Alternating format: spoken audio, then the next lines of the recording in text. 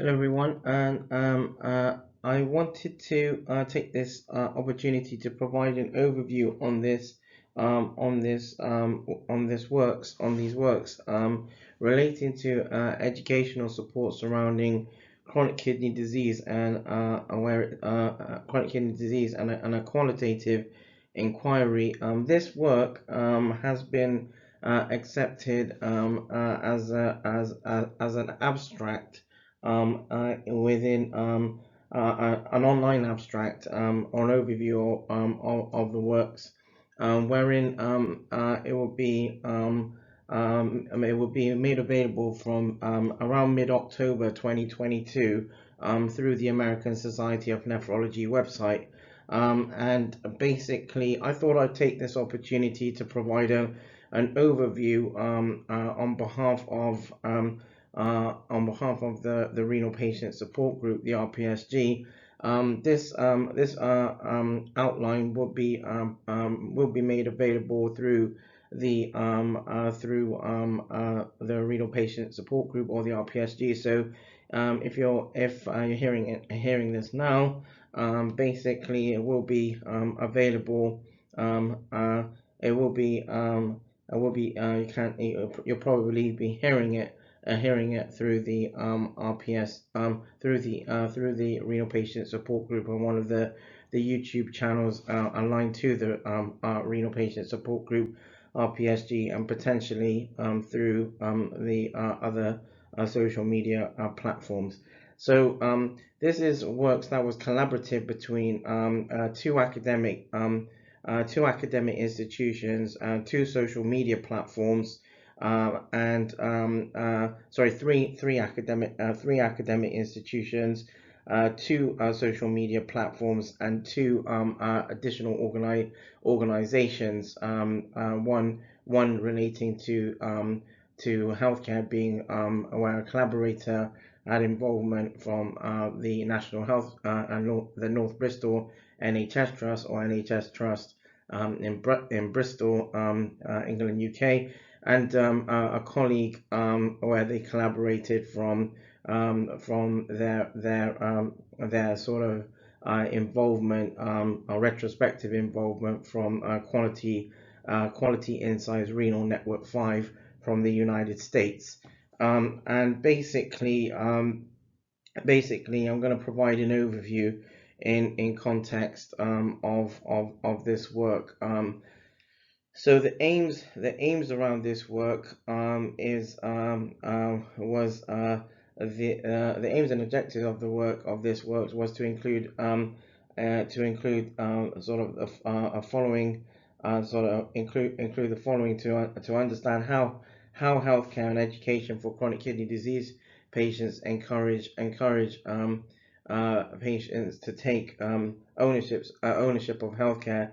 The main objectives were: number one, to describe how chronic kidney disease patients are managed between healthcare sectors, with a view to capture and analyze qualitative data from the perspectives of patients and professionals, health professionals. And number two, to understand the options for obtaining sort of advice and educational support through an online platform, or through our online modality. And this UK study primarily was to understand educational support surrounding chronic kidney disease, or CKD, and explore sort of patient and allied health professional or AHP perspectives. So I'm going to provide a little bit of a background around this. So whilst chronic kidney disease, or CKD, is not a terminal condition, but more common is a slow decline in general health with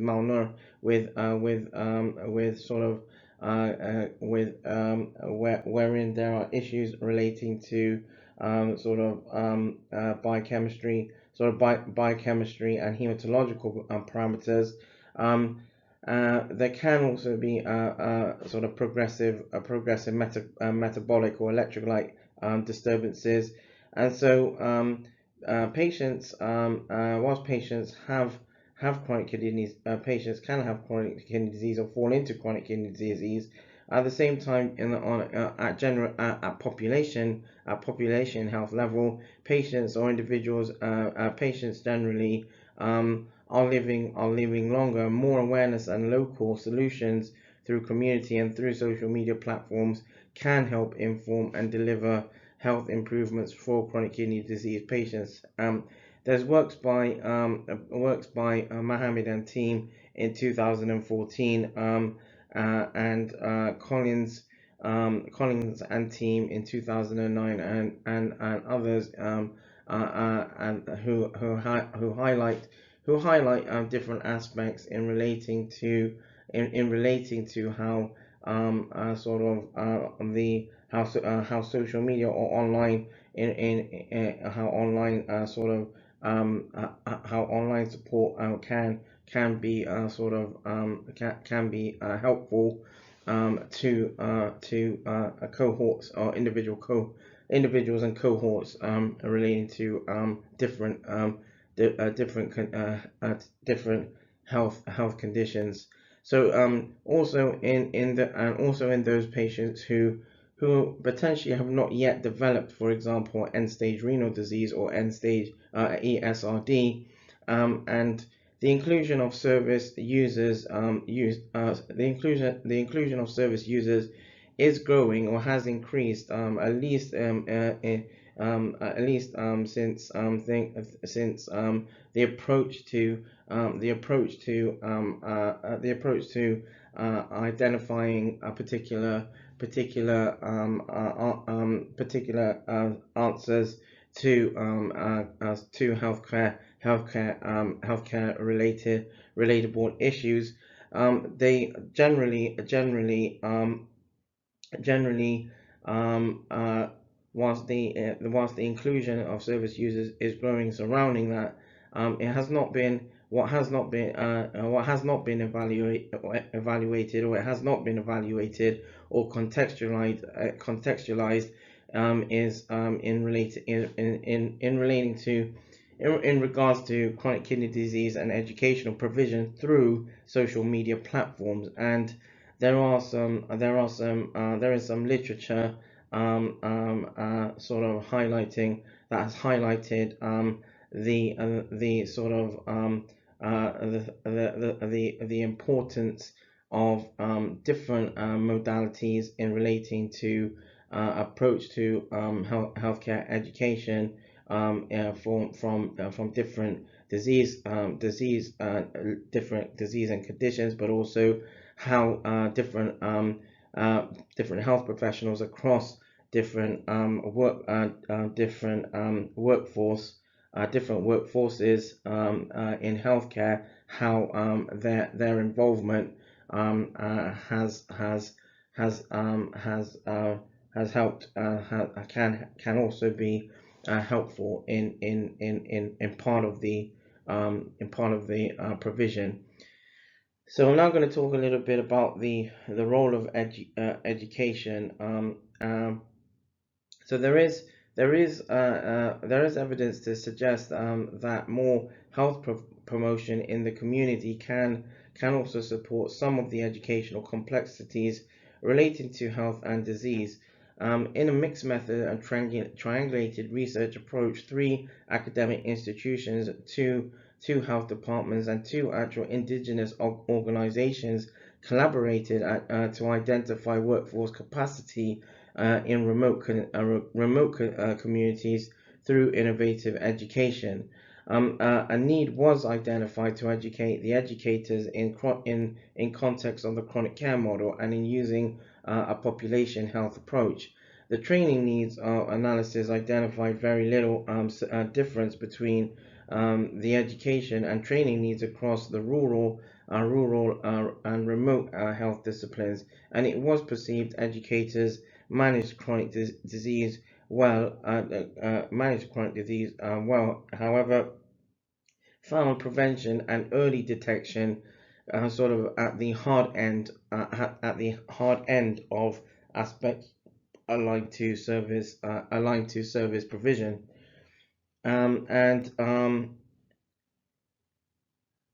there is sort of data that's been highlighted in the UK renal in the renal by the UK Renal Association in context of the in context of epidemiology around some of that context, at least from a population level sort of epidemiology data.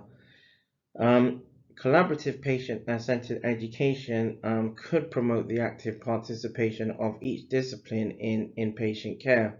And collaborative working enhances patient and sort of health-centered goals and values, provides mechanisms for continuous communication among caregivers, optimizes staff participation in clinical decision making within and across disciplines, and fosters sort of compassion for inclusion. And there is a contribution from all professionals.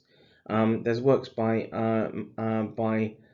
dating back to 2007 by Soclarides and team, and Mohammed and team in 2014, and Mohammed and team in 2020 as well. Um, there is, in line with this, there is now an increasing body of research focusing on linking education, literacy, peer support, and education, therefore, generally, in the literature, there has been sort of a sense of transparency that integration of point of care is becoming more important to patients, with long-term conditions where especially healthcare is becoming more remote, or has become more remote. There's a really good there's a really nice paper by Rainey and team in 2020 that looks at sort of the sort of educational aspects, and Mohammed and team in works that was published in 2020 highlight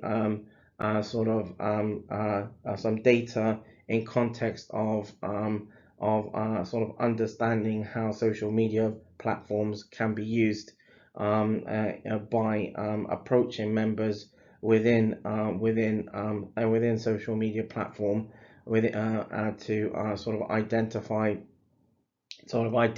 how members of the social media platform, for example, would find certain aspects of approach to education advantageous or disadvantageous. So there's initial poll data that came out in Mohammed and team's paper in 2020. This, however, also presents an opportunity for allied health professionals to be involved in supporting all areas of healthcare and education through digital medium. The online space is also where patients seek out answers to important diagnostic questions pertaining to aspects of healthcare. Health professionals in a sort of broader sense is where healthcare areas may have an impression of the reliability and helpfulness through interactions retrospectively. Most communication, for example, has tended to be through letter, email communication, or telephone, and according to particular standard operating procedures. However, owing to co-developing research initiatives, patients and health professionals have an opportunity to work together and inform healthcare decision making. This also potentially prompts a sort of a game change, wherein working together would help extend services and potentially outside the confines of healthcare setting. I'm now going to talk about something that's actually quite important in context of wherein, for example, the National Institute of Health Research (NIHR) in the United Kingdom have highlighted how, for example, irrespective of the kind of research, whether it's a clinical trial or it's an intervention based, if it's intervention based sort of research, or again in relating to other forms of research, as is the case, as is and was the case in this context. Uh, Generally speaking, the NIHR have a remit around patient and public involvement, or PPI. So I'm going to just highlight some of that context in relating to this works. So in this works, a research scientist investigator was involved to where the investigator had the role of a facilitator, and not so much in particular a healthcare scientist. And thus adjusting the use of a topic guide. So a topic guide was developed, and I'll highlight a little bit about that in a bit. Adjusting the use of basically a topic guide to effectively fit the participant involvement. And at times, this required the research scientist investigator to also play a slightly more proactive role, providing a background to aspects of the research, so that potential participants or the participants could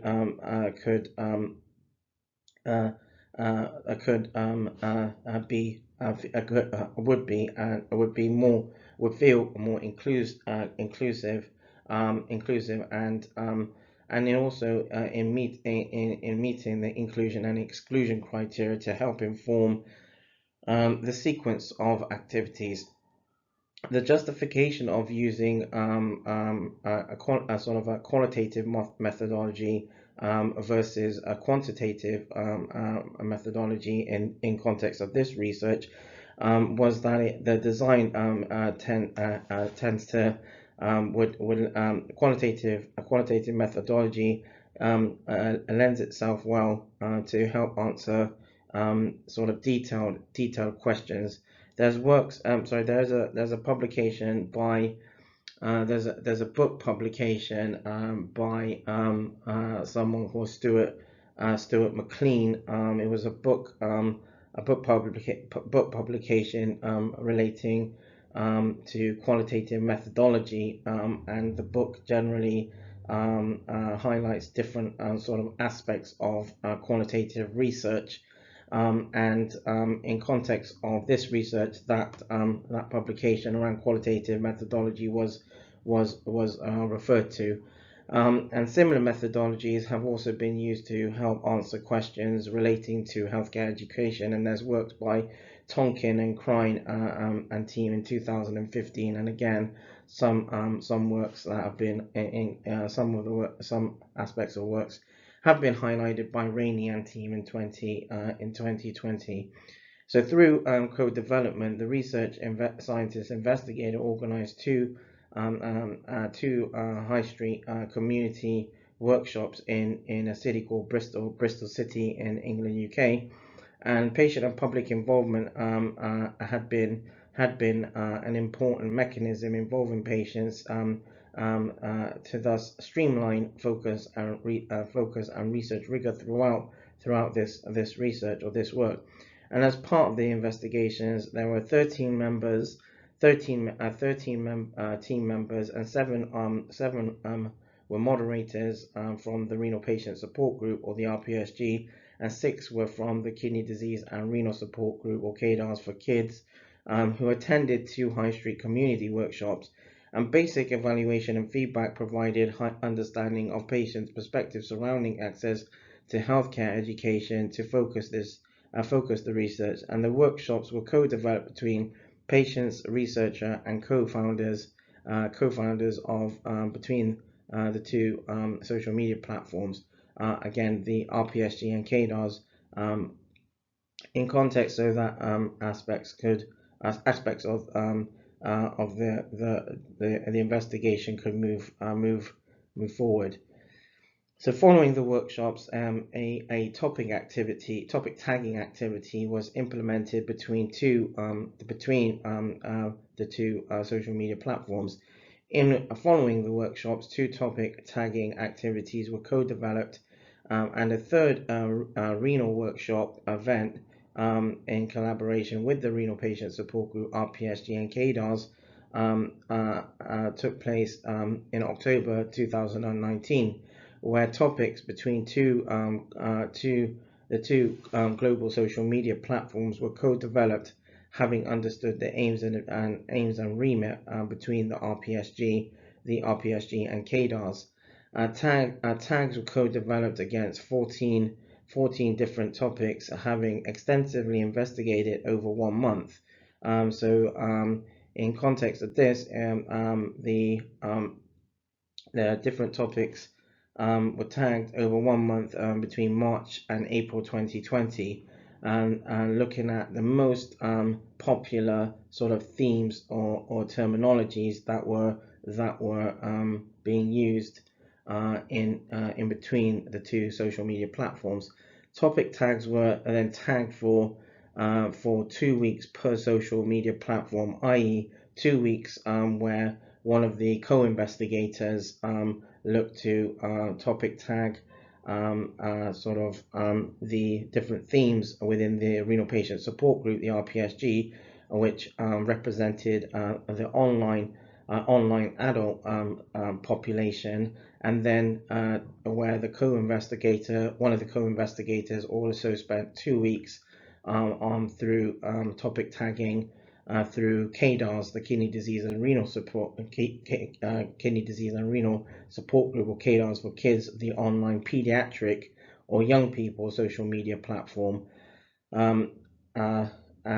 Through so on the online pediatric and young people social media platform, which represents young people going through or suffering with kidney disease.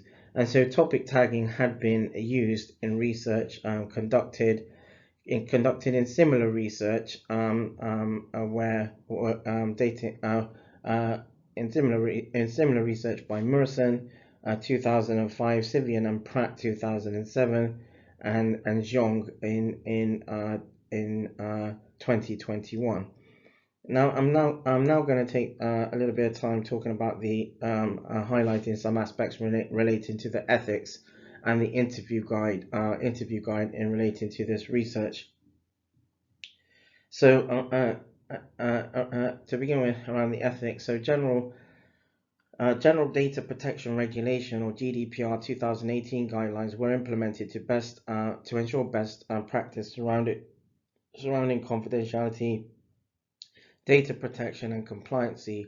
All compulsory documentation was approved or had been approved, and the research was appraised according to Academic Ethics Committee and NHS National Health Service Ethics Committee before starting any data collection, before starting any data collection, and also all other aspects of this research of the investigation. The research was approved by Greater Manchester South Research Ethics Committee, and with this research, as is the case with generally any research that links between academia and healthcare, this research had a particular project identification, or project ID. In context of the interview guides, topic guides were used to basically to provide content and structure of semi-structured qualitative interviews. Scheduled telephone interviews were conducted to ensure data generated was high quality and participants had positive interview experiences. Guidance was sought from several texts to gain understanding of process and flow. There's works by Bryman, from 2008, and Gilbert and Stoneman in 2016 that look at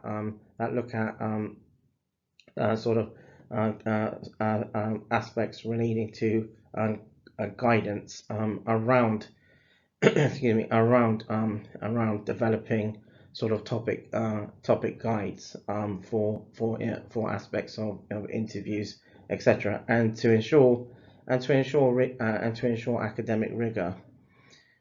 Um, to ensure academic rigor during and following interviews, and guidance from through academic supervisory teams was also sought throughout.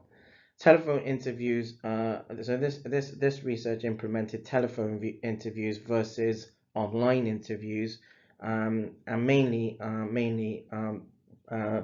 the main premise of doing telephone interviews versus online interviews or face-to-face interviews was mainly because with telephone interviews they were more for the participants as well as the research investigator or research investigatory team. They were more convenient, and generally where participants were more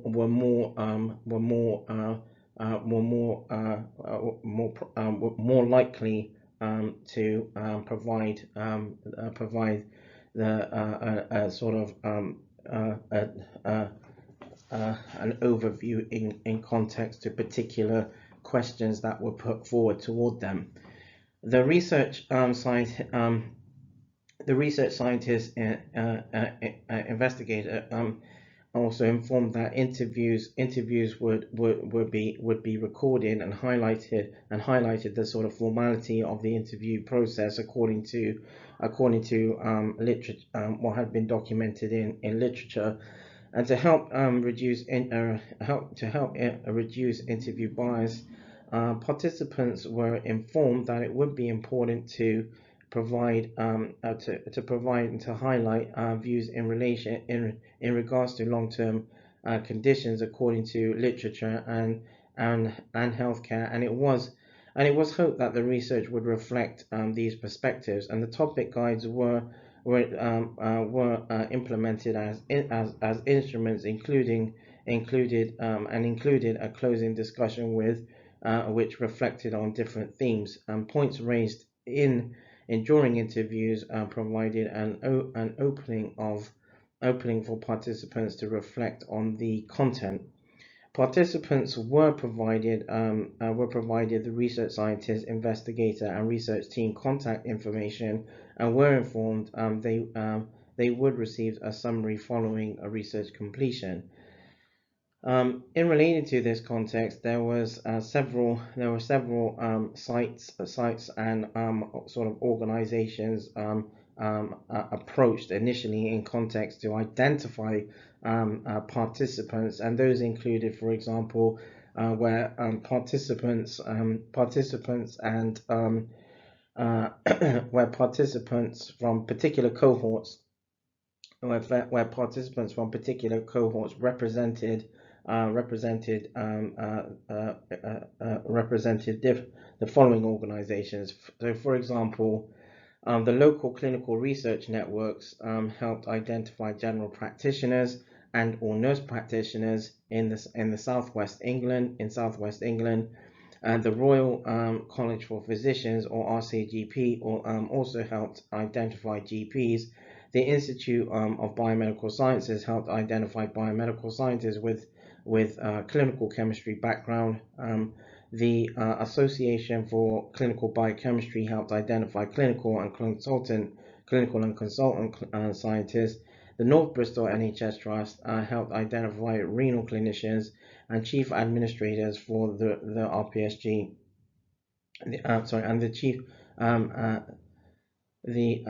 the North Bristol NHS Trust, or NBT, helped identify renal clinicians and the main chief administrators and moderators for the Renal Patient Support Group, RPSG, helped identify chronic kidney disease patients, or patients in chronic kidney disease who were in CKD stages 3 through 5 for a single telephone interview. And before recruiting, in context of participant and approach, before recruiting, the research scientist investigator also approached a potential participant to identify to identify whether they are suitable to be involved in this study through face-to-face and or telephone communication. Contact details for participants were made available for participants to approach the research scientist and investigator, and so that they can retrieve, so that they could they had the opportunity to retrieve more information about the research before making a formal decision of getting involved. And the research scientist investigators seek consent after providing education about an overview about the study, the investigation, the study.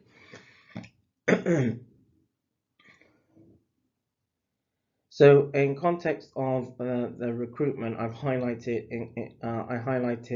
how participants were approached and how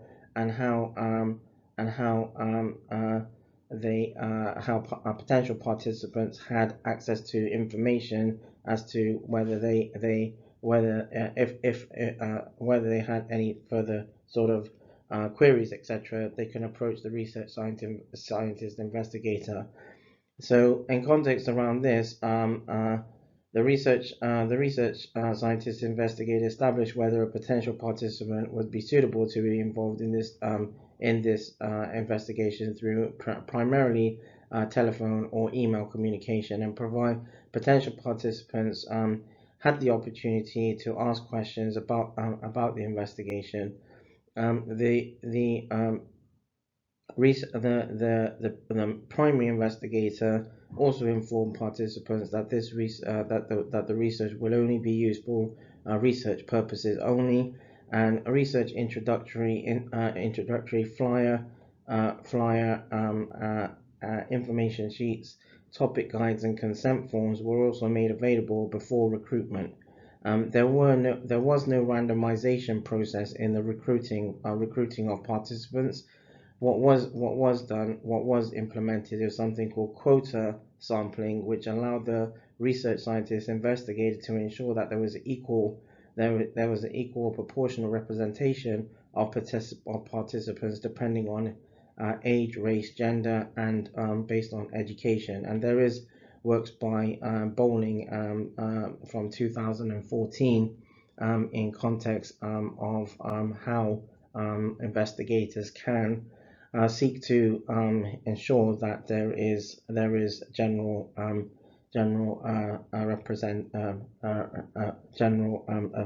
spread of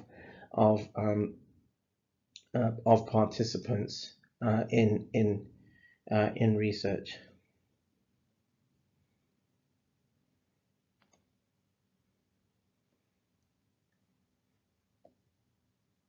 So in line with this also. The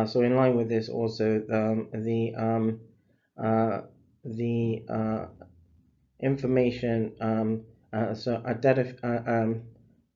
quota sampling prevented any potential selection bias, and a dedicated advertising section of the Renal Patient Support Group RPSG website was organized by the RPSG once RPSG team once ethics application had been granted through through academic ethics committee and NHS ethics committee to recruit potential chronic kidney disease patients and health professionals. And the web page allowed displayed research flyers, participant information sheets, topic guides, and consent forms to be made available. And the RPSG website, and an appropriate URL or link was made available to complete was made available to access or complete any particular information as well. In line with this, there was a justification for so in line with in context of the general ethics and interview guide, and in context in relating to methodology. Just I'm going to highlight a little bit around justification for theoretical framework and inductive analysis, inductive sort of analysis approach as well, before I highlight some of the results around this research. Um, so inductive content analysis as a research methodology or method is a systematic and objective means of describing and quantifying phenomena. And there's literature dating back to the sort of early 90s, mid 90s, that highlight the sort of aspects around ICA, or inductive content analysis. Um, an ICA is also known as a sort of approach to as known as an approach to analyzing documents. ICA allows an investigator to test theoretical issues to enhance understanding of the data, and through ICA it is possible to distill words into fewer content related categories. It is assumed that once classified into categories, words and phrases, ICA data creates meaning. And there's a really nice good paper publication by Ello and Kingas in 2008, who actually look at look into more depth around ICA. And having become acquainted with transcript data using a particular software package allowed generating of initial codes for inductive content analysis. The software also provided opportunity to classify, sort, and arrange transcript context, and thus allowing time to analyze data, glean insight, and overall develop conclusions.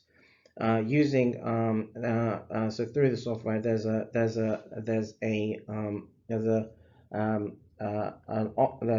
aspect in the software that allows investigators to use something that's referred to as coding density. So using coding density through the software was particularly helpful, because this supported tracking of analysis for inductive content analysis, and semi-structured topic guides were developed to help prompt data collection across participant cohorts. In this sort of research poster overview, there is a table.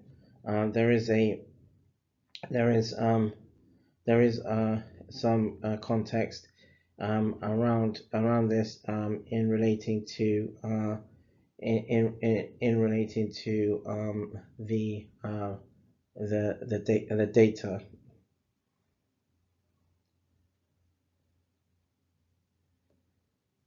So I'm now going to highlight a little bit around some of the data that was collected, that had been collected and analyzed, and I'm just going to highlight an overview um, from each of the cohorts.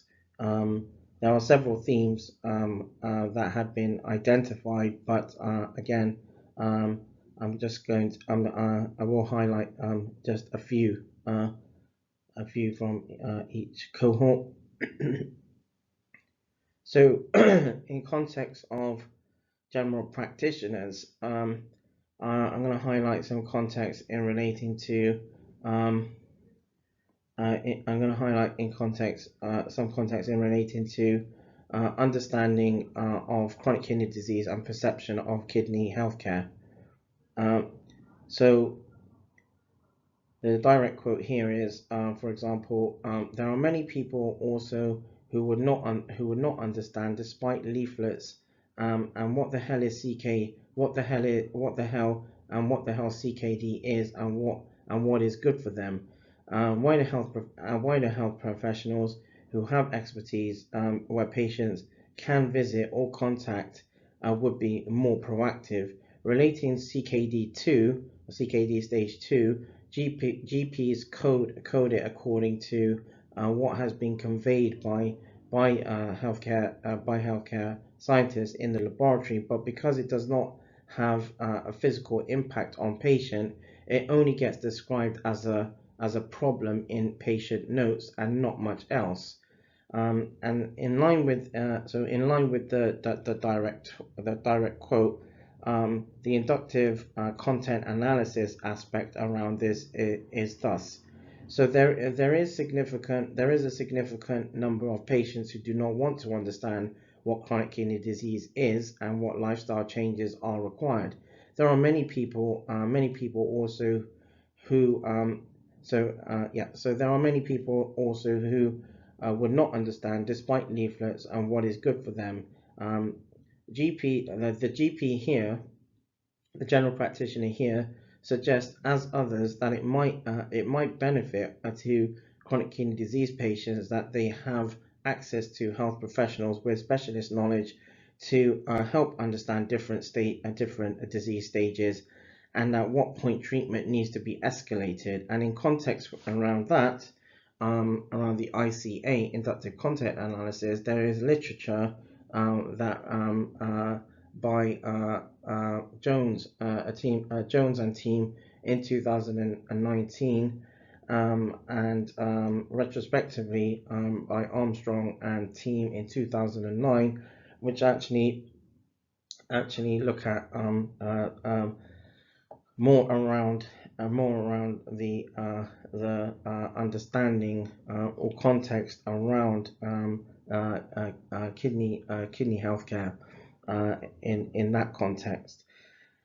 I'm now going to highlight some context from allied health professionals, and basically I'm going to highlight the context relating future roles for allied health professionals.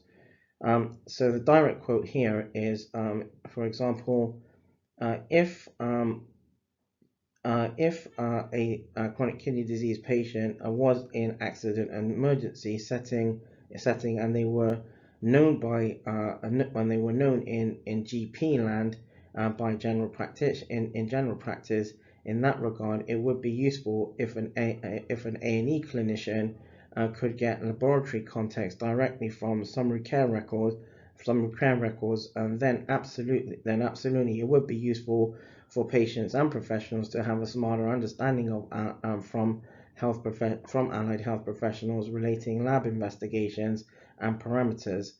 Healthcare requires smarter links between healthcare between healthcare, and this could expand roles for traditional healthcare scientists. So that was a direct quote in context of one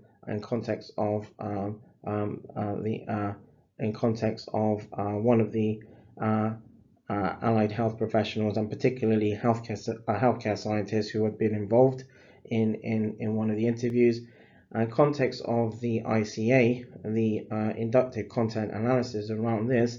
Understanding informs the need for health professionals and hospital clinicians to work more closely together in interpreting laboratory tests surrounding chronic kidney disease, and bringing healthcare provision closer together in supporting chronic kidney disease patients. The allied health professionals suggest there is a need to improve sort of access to test results and investigations for health professionals providing care for chronic kidney disease patients. And retrospectively, there's been literature by the Department of Health in 2016, a team in 2014, Ozaro and Chima, and also Nelson and team in 2015, which highlight context in relating to the provision of access to tests, access to certain investigations in relating to healthcare. And then I'm now going to highlight some of the some context from a clinician or nephrologist perspective, and basically I will again there's several themes, but I will highlight some context in relating to health literacy and professionalism. Um, so now I suppose some people might argue that information is given in such a raw form as to be too complicated to understand for many patients, or that you might say that many patients might not have the ability to understand that information. So that was a direct quote from a nephrologist or a clinician. And in the ICA around this is that understanding informs the importance of acknowledging patient health literacy levels and a need to provide education that is accessible to all. And there's works by Azaru again in 2014, and retrospectively by Smith and team in 2006. So I'm now going to highlight some context that comes out from chronic kidney disease patients. And so there were several themes under in the context of the patients, but I'm just going to read out one or two. And so, for example, yeah, so I'll highlight a context from a theme relating healthcare communication. So so the direct quote is thus: I just asked the nurse in dialysis, but to be quite honest, I think the nurse would be reluctant. That's my experience. When you get results, they seem a bit they don't want to be running around. The problem is when I was in the other unit, I had a good nurse because what she would do is oh, your results are good, and that's it. She'll just tell me your results are good, and then so that's one direct quote. And then another direct quote in this theme: if you have reassurances from health professionals and you always have access to them, or you're in doubt, that education will probably prepare somebody, but because you're better prepared, and because you have more information. So that's another direct quote. And in context of the ICA around this, the inductive content analysis, understanding here reveals the information of a patient being educated before and following contact with health professionals. Access to health education can prepare a patient, encouraging shared decision, encouraging shared decision making. And there's works that have been published by Park and team in 2019, King and team in 2013, and Chaplin and team in 2020 around aspects that are aligned to health communication. Another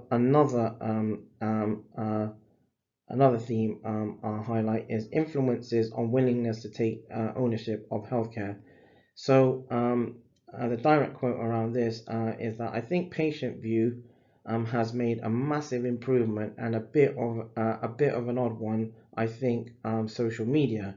Now I hold those two on equal level.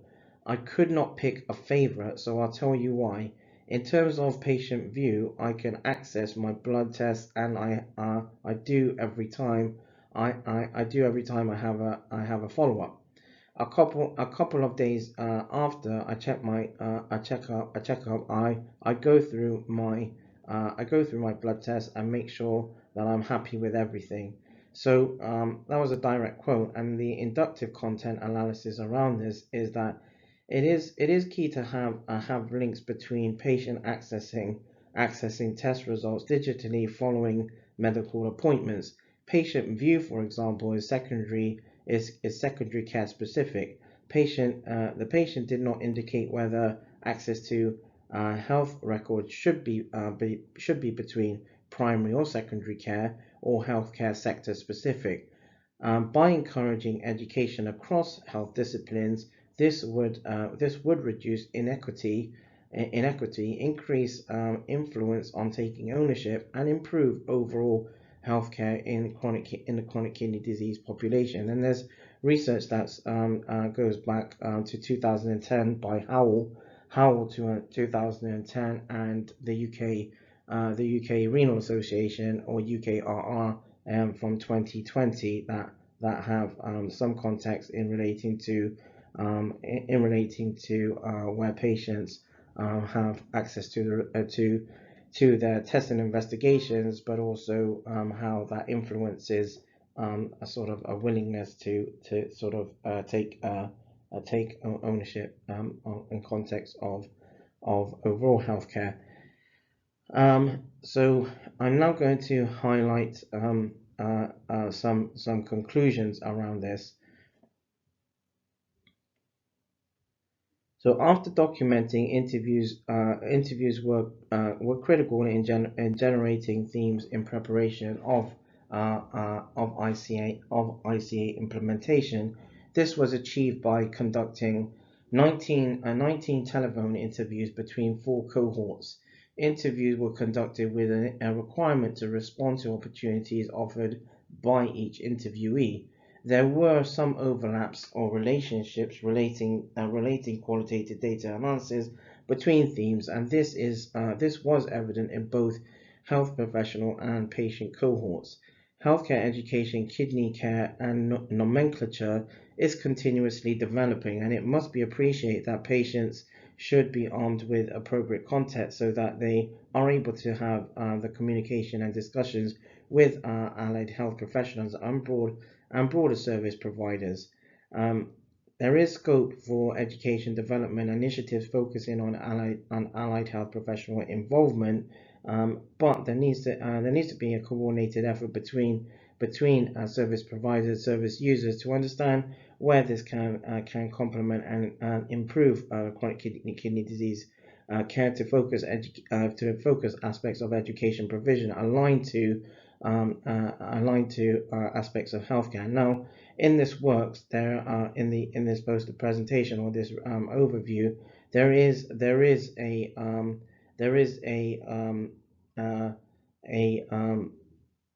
point of care education, or POCE, sort of pathway, sort of a kind of initial idea, and alongside that, there's a proposed guide or algorithm to assess CKD patients for advice or educational support. So these have been highlighted in this works, and alongside that, initial research also has been implemented, where follow-up has prompted collaboration to the co-development of 2 CKD art book productions. So healthcare is deemed more integrated between primary and secondary care health sectors, and the CKD art book can support wherein patients and carers and health professionals can document healthcare according to particular themes. The themes and educational context with art prompt service users and providers to document in following and part of discussions with peers and health professionals. The art book productions also have been co-developed, integrating collaborative efforts and perspectives between the 2 social media platforms and collaborators between academia and healthcare practices. educational modules should be delivered between patients and allied health professionals, and these can be linked through online support groups integrating CKD care pathways so that public health awareness and research meet practice excellence. And so with that, um, the overview can again the formal presentation around this research can be identified through the renal patient support group, the RPSG ResearchGate page. There's a research poster, and it is downloadable to read in full. But the poster, as mentioned, there is an overview of the pathway for CKD patients between primary and secondary care, and again a technology or online space guide for guidance and educational support sort of algorithm in context of supporting patients based on particular scenarios, and it's a co-developed effort between the renal patient support group, the RPSG, and the kidney disease and renal support group, KDARS for kids. And so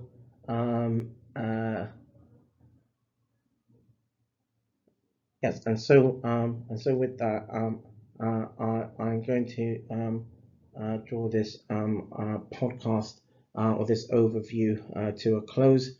Again, the works will be made available through the American Society of Nephrology from mid-October 2022, and it will be available through the American Society of Nephrology website for up to 1 year. And so if anyone wanted to find out more, should be able to access more through the American Society of Nephrology website from mid-October onwards.